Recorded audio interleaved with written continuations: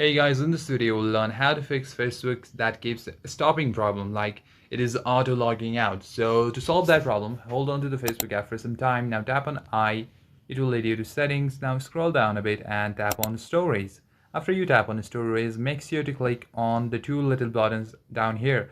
Tap on clear cache and tap on clear data. Now get back. Now if you want to make sure that none any bugs or glitches are affecting your users on Facebook, so what you're going to do is go to Play Store. Now go to search bar and type for Facebook. So it's already there, so I'm just going to tap on that. Now after you tap on Facebook, as you see, an update is available here. So this is the key important, guys. You need to make sure that you always have the latest version installed, so none of the problems affect you. So I'm going to tap on update, and after the app is updated you can open it and your problem will be fixed. Now thank you for watching this video, guys. I hope your problem is solved. Exactly.